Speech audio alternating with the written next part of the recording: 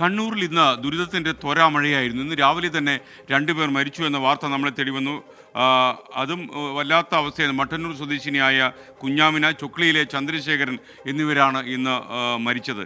വടക്കൻ കേരളത്തിൽ കഴിഞ്ഞ ദിവസം മുതൽ മഴ നിർത്താതെ വീണു. അതിൻ്റെ അനുരണനം കണ്ണൂരിലും ഉണ്ടായി. വെള്ളക്കെട്ടിൽ വീണാണ് കണ്ണൂർ ജില്ലയിൽ രണ്ടുപേർ മരിച്ചത് എന്ന കാര്യം രാവിലെ തന്നെ 24 പുറത്തുവിട്ടിരുന്നു.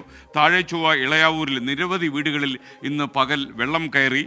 മണ്ണിടിച്ചിൽ സാധ്യത കണക്കിലെടുത്ത മലയോര മേഖലകളിൽ ജാഗ്രതാ നിർദ്ദേശം നൽകിയിട്ടുണ്ട്. ഈ ഉയർന്ന പ്രദേശങ്ങളിലേക്കും മണ്ണിടിച്ചിലുണ്ടാകാൻ സാധ്യതയുള്ള പ്രദേശങ്ങളിലേക്കുള്ള യാത്ര പരമാവധി ആളുകൾ ഒഴിവാക്കണം എന്നുകൂടി ജില്ലാ ഭരണകൂടം അറിയിക്കുന്നുണ്ട്. സജോ ദേവസ്യ കണ്ണൂരിൽ നിന്നും തത്സമയം ചേരുകയാണ്. ദുരിതങ്ങളുടെ പെയ്ത്ത് ഇന്ന് കണ്ണൂരിൽ എങ്ങനെയായിരുന്നു സജോ?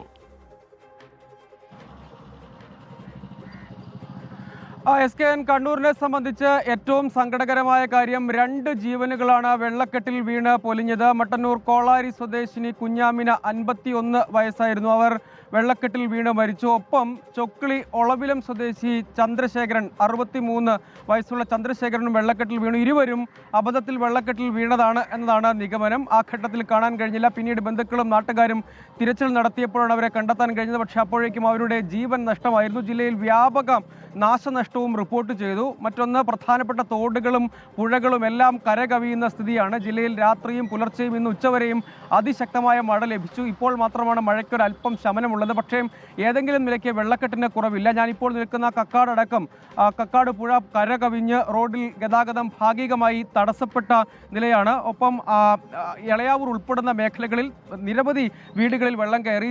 ചെറുപുഴയിലടക്കം കൃഷിയിടങ്ങളിലേക്ക് വെള്ളം കയറി. താഴ്ന്ന പ്രദേശങ്ങളിൽ ഇപ്പോഴും രൂക്ഷമായ വെള്ളക്കെട്ട് തുടരുകയാണ്. അതിൻ്റെ പ്രധാനപ്പെട്ട കാരണം വനത്തിലും ഒപ്പം മലയോര മേഖലകളിലും അതിശക്തമായ മഴ ലഭ്യമാകുന്നുണ്ട്. അതുകൊണ്ട് തന്നെ നീരൊഴുക്ക് വലിയ തോതിലുണ്ട്. പുഴകളിലും ഒപ്പം തോടുകളിലും ഒക്കെ ജലനിരപ്പിന് ഏതെങ്കിലും തരത്തിലുള്ള കുറവില്ല. കടൽ വെള്ളമെടുക്കുന്നില്ല. കടൽ പ്രക്ഷുബ്ധമാണ്. ഇതാണ് സാഹചര്യം. ജില്ലാ ഭരണകൂടം കർശന ജാഗ്രത മുന്നറിയിപ്പ്, ഇന്ന് തീവ്ര മഴ മുന്നറിയിപ്പാണുള്ളത്. നാളെയും കർശന ജാഗ്രതാ നിർദ്ദേശം തന്നെ ജില്ലയിൽ നൽകിയിട്ടുണ്ട്. അതിൽ ഏറ്റവും പ്രധാനപ്പെട്ടത് മലയോര മേഖലകളിലേക്കും വിനോദസഞ്ചാര കേന്ദ്രങ്ങളിലേക്കുമുള്ള യാത്ര പൂർണ്ണമായും വിലക്കിയിട്ടുണ്ട്. മണ്ണിടിച്ചിൽ, ഉരുൾപൊട്ടൽ സാധ്യത മുന്നറിയിപ്പുണ്ട്. അതുകൊണ്ട് മലയോര മേഖലകളിലേക്കുള്ള അനാവശ്യ യാത്രകൾ ഒപ്പം വിനോദസഞ്ചാര കേന്ദ്രങ്ങളിലേക്കുള്ള യാത്രകൾ എല്ലാം പൂർണ്ണമായും ഒഴിവാക്കണമെന്ന കർശനമായ നിർദ്ദേശം നൽകിയിട്ടുണ്ട്.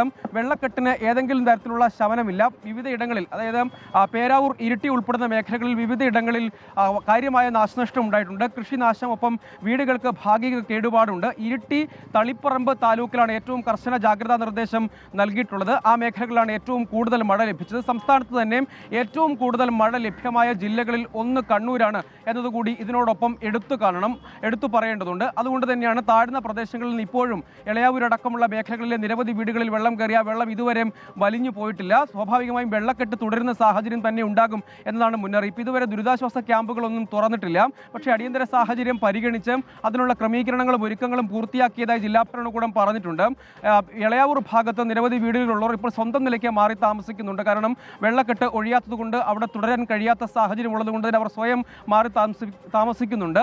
ഈ ഇടങ്ങളിൽ മലയോര മേഖലകളിലാണ് ഏറ്റവും കർശനമായ ജാഗ്രതാ നിർദ്ദേശം ഉള്ളത്.